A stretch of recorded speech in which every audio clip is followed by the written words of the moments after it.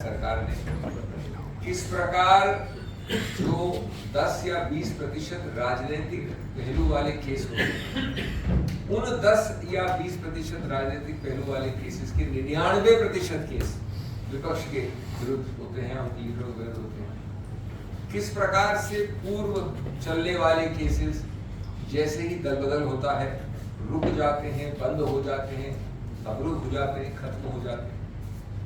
किस प्रकार से अजीबोगरीब तथ्य होते हैं कि मैं साक्षी हूं आपके विरुद्ध, मैं 9 बार साक्ष्य देता हूं, उसमें आपका नाम भी नहीं लेता।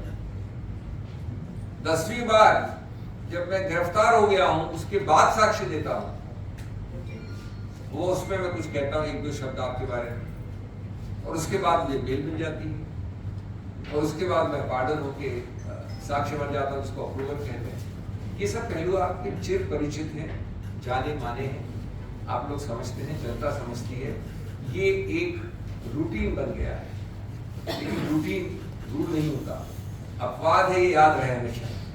अब मैं इस संदर्भ के बाद अभी हाल की छत्तीसगढ़ के विषय में आपसे बात करना चाहता हूँ। छत्तीसगढ़ का सो कॉल्ड लिकर स्कैम, और लिकर स्कैम भी चल रहा है इंडी गठबंधन के विषय में। मैं छत्तीसगढ़ की बात कर रहा हूँ सिर्फ, ये आपको एक संदर्भ देके, एक प्राकथन देके।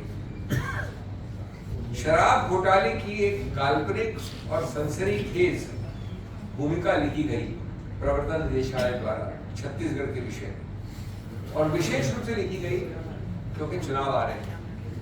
उसकी टाइमिंग थी चुनाव के पहले, उसका गति और दिशा थी चुनाव के पहले, और अब कल परसों उसका खुलासा हुआ है चुनाव के बाद उच्चतम न्यायालय के निर्णय द्वारा, जिसके विषय में मैं आपके सम्मुख बैठा हूं। उच्चतम न्यायालय ने एक बड़ी विचित्र चीज आपके सामने रखी है। उन्होंने ये होल्ड किया कि पूरा मामला हम खारिज करते हैं। टुटेजा नाम था मुख्य रूप से, लेकिन उनको हर प्रकार से आरोपित किया गया था कि मुख्यमंत्री के साथ मिले हैं, 70 अधिकारी मिले हैं, शासन पूरी तरह से लिप्त है। उस केस में उच्चतम न्यायालय का पहला कि कोई ऑफेंस नहीं है, पॉश करते हैं। दूसरा कि आप जानते हैं कि प्रवर्तन वाला जो धन शोधन, मनी लॉन्ड्रिंग कहते हैं, वो आधारित होता है पूर्व निर्धारित अपराध पे, जिसको प्रेडिकेट ऑफेंस कहते हैं। तो उच्च न्यायालय का ऐसा कोई प्रेडिकेट ऑफेंस ही नहीं है। तो जानवर नहीं तो पूंछ कहां से हिल रही है? जब बॉडी नहीं है तो उसकी पूंछ कैसे हिल सकती है? तीसरा उन्होंने कहा कि कोई इनकम टैक्स का नोटिस अगर जाता है तो इनकम टैक्स का कानून तो मनी लॉन्ड्रिंग प्रवर्तन विभाग के शेड्यूल में लिखा ही नहीं है, उसको भी आप बना देते हो। इस चीज को आपने कब बनाया? इसको आपने काल्पनिक अपनी कुत्सित राजनीतिक मंशाओं के कारण 70 लोगों से अधिक अलग अलग विभिन्न डिपार्टमेंट्स के अंदर शासन को बदनाम करने के लिए, पूर्व मुख्यमंत्री बघेल के विरुद्ध हर प्रकार के आरोप लगाने के लिए, और इनकम टैक्स के ताबड़तोड़ छापेमारी के आधार पर एक प्रवर्तन का निदेशालय का केस बनाया। उच्चतम न्यायालय का कि सिर्फ इनकम टैक्स के आधार पर तो आप कर भी नहीं सकते। कैसे किया, क्यों किया? उत्तर बड़ा सही है, तो फिर उच्चतम न्यायालय का काम नहीं इसमें जाने का। उत्तर इसलिए सही है कि आप एक तारीख शुरू कीजिए, उससे मालूम पड़ेगा क्यों किया। चुनाव कब थे भाई छत्तीसगढ़ में? नवंबर 2023। तो ये तो अनिवार्य है कि चुनाव की जैसी बिगुल बजी तो ईडी की बिगुल बजी। ये वो कंप्लीटली जो है एक पॉकेट वाली संस्थाएं हैं जिनको एक्टिवेट किया जाता है चुनाव के पहले।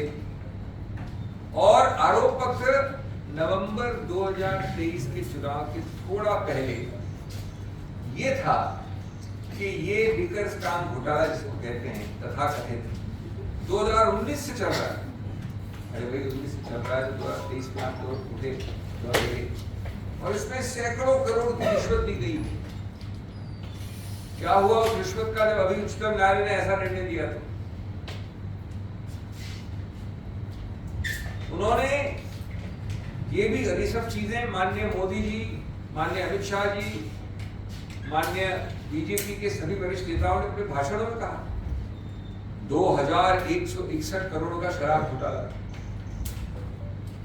इतने सारे 70 वहां के कर्मचारी लिप्त हैं, मुख्यमंत्री लिप्त हैं, और कई इनमें से ये टुटेजा जिसका केस निर्णित हुआ, रात भर दिन भर वो और उनके पुत्र इस केस में, उनको प्रताड़ित किया गया, उनसे पूछताछ की गई, उनके बयान लिखे गए। इसे क्यों किया? आप तो शुरू से जानते थे कि अगर ये पूरा आधार है इनकम टैक्स का, जो नींव है, फाउंडेशन है, तो क्यों किया? द्वेष से किया, राजनीतिक द्वेष से। इसलिए कि आप चाहते हैं कि ये प्रकार मैं कहता हूँ by hook or by crook, more by crook, less by hook, आप इसका इस्तेमाल करें, जिसको चुनाव के हॉट पीरियड कहा जाता है। ये आम सही साक्ष्य तथ्यों पे आधारित प्रोसिक्यूशन नहीं है, इसको कहते हैं चुनावी प्रोसिक्यूशन। मैं कुछ प्रश्नों द्वारा अंत करना चाहूंगा। यदि कोई घोटाला हुआ तो ईडी ने इतनी लंबी जांच के बाद धन शोधन, ये इंपॉर्टेंट शब्द है, मनी लॉन्ड्रिंग का आपके समक्ष या उच्चतम न्यायालय के समक्ष एक भी साक्ष्य तथ्य रखा। पर अगर धन शोधन नहीं है तो मनी लॉन्ड्रिंग नहीं हो सकती। आप खून के आरोपित हो सकते हैं, आप तथ्य के आरोपित हो सकते हैं, आप इनकम टैक्स के आरोपित हो सकते हैं, आप किडनैपिंग हो सकते हैं, मनी लॉन्ड्रिंग कहाँ हुई? और अगर होती तो निर्णय नहीं आता। यदि अपराध शराब निर्माताओं की फैक्ट्री से शुरू हुआ तो कृपया बताइए कि एक भी शराब का निर्माता को आपने गिरफ्तार किया या समक्ष रखा? क्यों? क्योंकि आपका उद्देश्य सिर्फ राजनीतिक द्वेष, राजनीतिक विरोध करने वाले लोग, विपक्ष के लोग।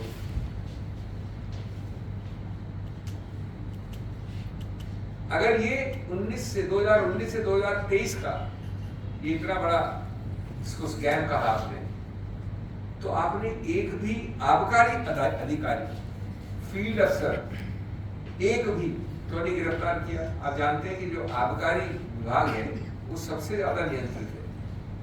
आप फैक्ट्री से बाथरूम नहीं जा सकते बिना एक नियंत्रित तरीके से उसमें लिखना पड़ता है, रजिस्टर एंट्री करनी पड़ती है, ट्रक निकलती है, ये सब होता है। एक आदमी को आपने अरेस्ट किया, क्यों?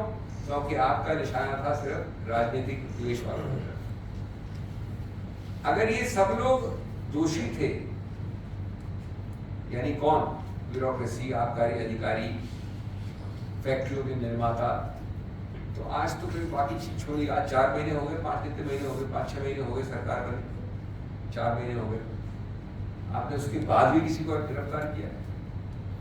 क्यों नहीं किया? क्योंकि आज आप वापस राजनीतिक द्वेष से अपनी खुद की सरकार के अंतर्गत जो EOW है, उसी चीज को जो इनकम टैक्स में नहीं चली, जिसको उच्चतम न्यायालय ने निरस्त किया, उसको ये EOW के जरिए वापस शुरू करना चाह रहे हैं।